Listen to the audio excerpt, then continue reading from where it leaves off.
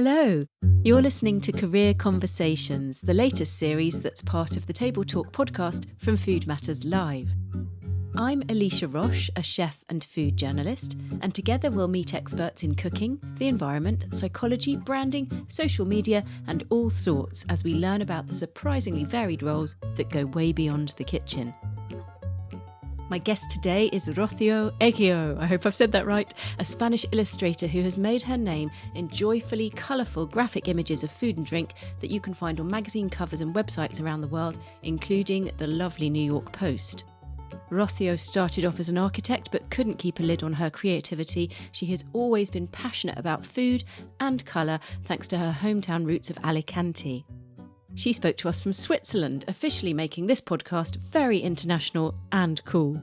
And she was kind enough to share some lovely images that we'll put in our next newsletter. I'll be back at the end with some key info about getting into food and drink illustration. But for now, settle in and enjoy the podcast.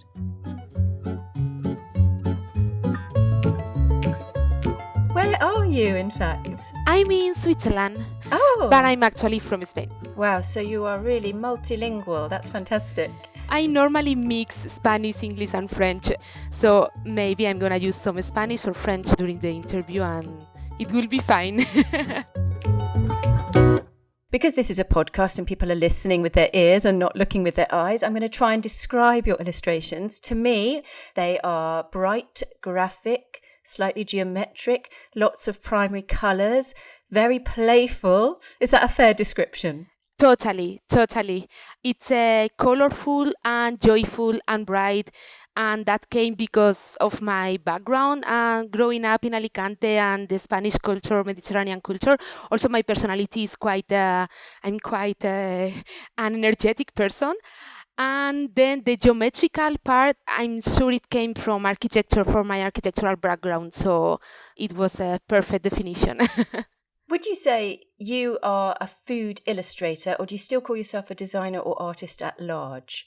Recently, I've been using food illustrator more and more because most of my projects in the past few years, they've been most of them related with food. It's also the projects that I enjoy the most. So I'm starting to put that tag on my CV or on my social media, or I'm starting to define myself like that. You are commissioned by magazine editors, journalists, brands all around the world to illustrate their pages or their products or come up with their advertising. Can you talk me through some of those big food and drinks brands you may have worked with? Yeah, so recently I was lucky to work with New York Times kids creating food illustrations. One of them was for during the Ramadan, was to illustrate what the kids love to eat at night when the fast is broken. So it was really fun and really interesting as well to learn that. There was in Post as well. The first time we collaborated together was during the COVID time, when delivery food was taking off, yeah. Yeah. So we work in a cover for delivery pizza. And to have these amazing people, these art directors. First time I was contact with them, it was oh my God, I'm not ready for this.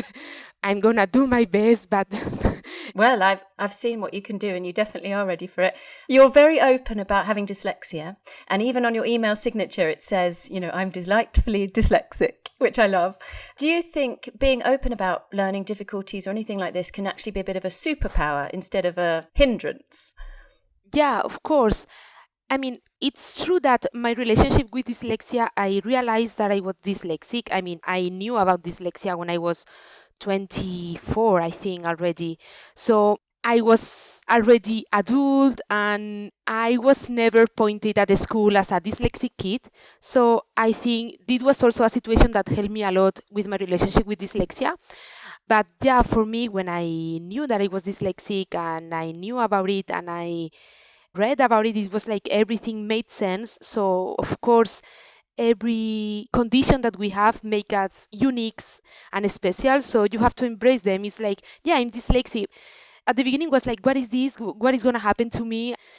But I realized that all the visual capacity that I have now, it's because of that dyslexia. So you just need to see the things with the correct perspective. And you will realize that it's like, okay, it's not something negative. Let's talk about your studies. You started off in architecture. Was that what you really wanted to do at first? No. No, I always wanted to be an artist. But at the school in Spain, you have, when you are 15 or something like that, you have to decide if you want to go to science, arts. And in that moment, I was really a really good student, super nerd. And everyone was telling me like, artists, I mean, no.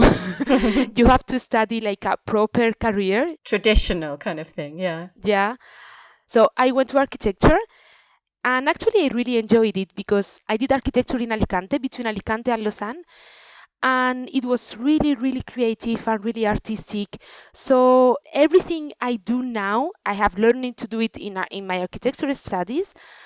I don't regret it. It was just a different path to arrive to the same place. But it was really fun. So who did you meet along the way who did encourage you with the artistic side? How did you make that happen for yourself, and who helped you get there? Myself, I think. I finished architecture and I knew I was going to start directly working by my own. At the beginning, I was more like a graphic designer because it was closer to architecture and like a step in between. And I was already doing little projects for myself, for family, for friends. So when I finished architecture, I had like a tiny portfolio to build a website and to start showing a little bit what I wanted to do or what I wanted to become.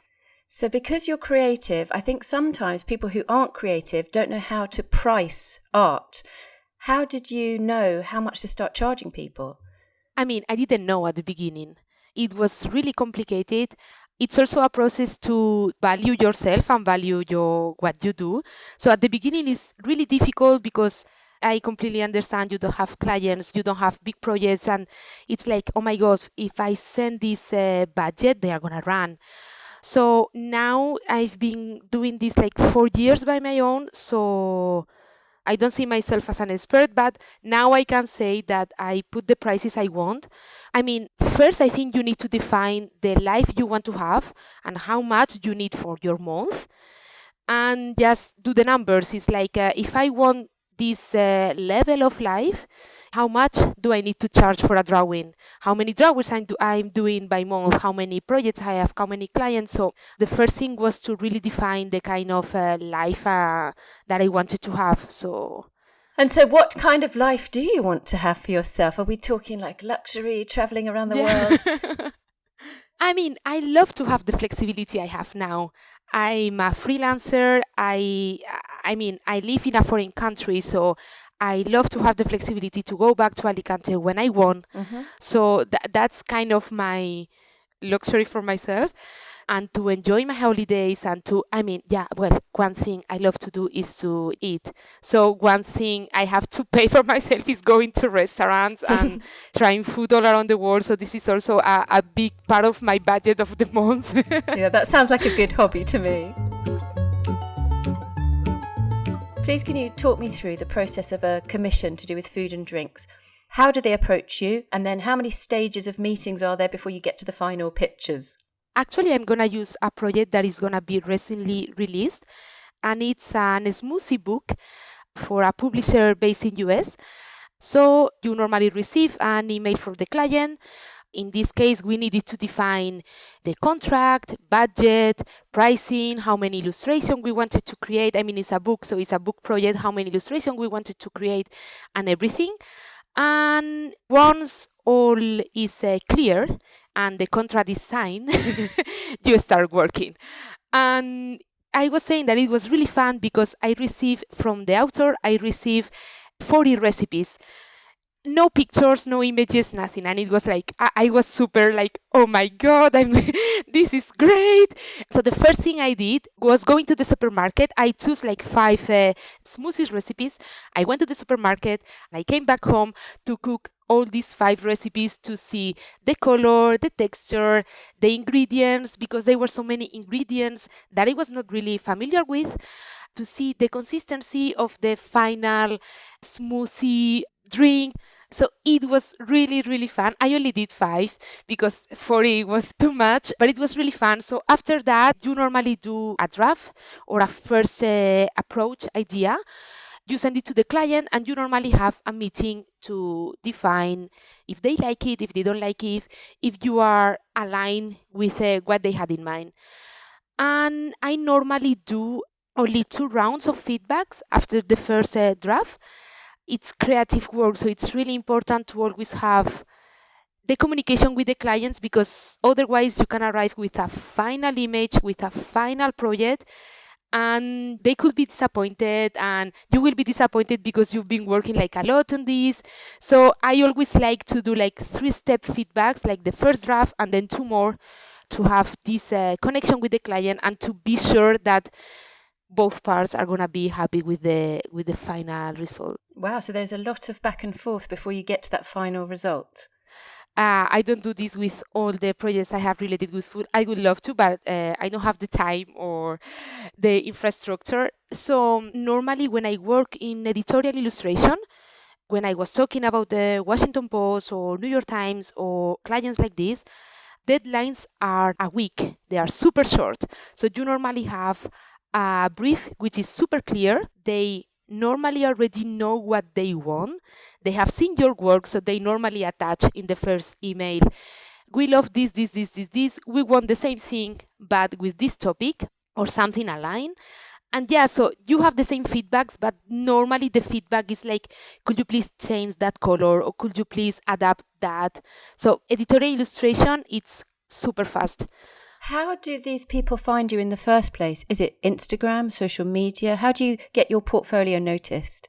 Actually, I'm really proactive. I'm really knocking doors. I send cold emails like a lot. Last year, now I stopped a bit, but last year I was doing 1 by day, just saying hello and sending my portfolio. And yeah, and so many projects that I have done last year was because of that. Wow. And if not, it's true that Instagram is a great platform to communicate your work and to get people to notice what you do. But there is so many people in Instagram, so sometimes it's difficult. I prefer to knock the doors of the people who I want to work with. So it feels to me like the art world, illustration world is incredibly competitive. If you're a student listening, how can they get themselves noticed? For me, I saw a change when I kind of found my creative voice. So there is so many people around, so many people on Instagram, so many people on social media, so many people sharing their work, but it's true that we are all different and we are all unique.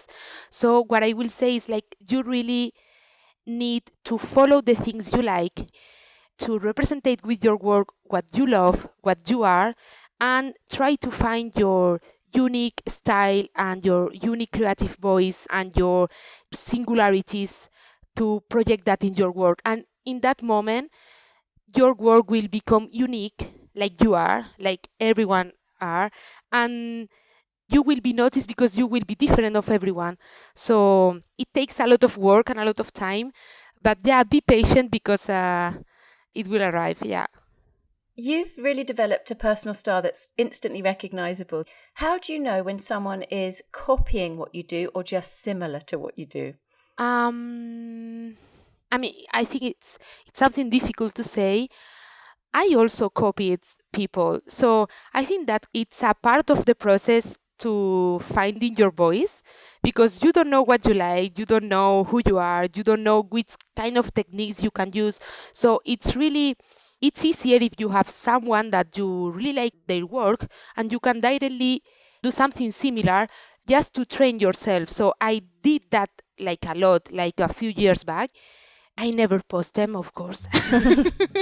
This is the thing you don't have to do. You can copy, but please don't post it. You mentioned earlier that you love to eat out and you love food and cooking. What kind of stuff do you love to cook? And would we ever see you illustrate your own cookbook, maybe? I would love that. My relationship with food came from my mom and my grandma. I'm from Alicante, Mediterranean, and in Spain or in that area in Alicante, I mean, yeah, in Mediterranean culture is such a huge thing to do Sundays family gathering, and you are cooking the whole morning, everyone in the family is coming, and everyone is sharing the table during lunch, and then we have a thing which is called sobremesa, which is like having desserts, drinks, and keep talking until dinner night when you grab some things again. And then you eat some more. So what I love to do now here in Lausanne is the same thing. I love to cook traditional Spanish food. I mean, I love it. My grandma wrote all the recipes to my mom when she got married. And I found them at my parents' place like 5 years ago or something. They are super tiny format, super cute, handwriting. And I use those recipes now. And I started to illustrate them. Like 2 years ago, I offered my family, my Christmas present for the family was some of these recipes of my grandma illustrated in a book that I printed myself and I did it myself. This is kind of the dream project I have that I never have time to do it. I mean, yeah, I have to do it someday. I have to do it. I'm going to do it. I will do it. It sounds like you've already done a little mini version of it, and it sounds like there's great scope for it to become something else. Yeah. Okay, well, if any food publishers are listening, and I know a few, get in touch with Rocio because she's sitting on an amazing cookbook there. Everyone thinks the artist or the illustrator has an incredibly glamorous, creative, non-stop creative job. Is any part of your job tedious, boring, repetitive? Well, it depends of the day. there are some days that they are like, oh my God. If you are a solopreneur, you have all the admin part, which is a big part of it that you have to manage yourself. It could be like less creative and less fun. But yeah, I think I have found a good balance. For me, it's also really important to standardize process like invoicing or how I contact people, have templates or mostly everything I use to communicate with my clients to do it like in a smooth way. What do you wish you had known when you were a student? What would have helped you? Ooh, so many things. I mean, there is one thing that I try to repeat. I mean, I repeat it to myself almost every day. It's like, you can fail. I demand a lot to myself. I'm super perfectionist, and sometimes I don't allow me to have a weekday or to have a day off or to just, like do nothing or have a mistake. So it's something that, we are humans. So I would love someone to tell me like, hey, relax. Relax, that you can be mistaken, you can fail, but don't worry, you are going to learn something. So keep going.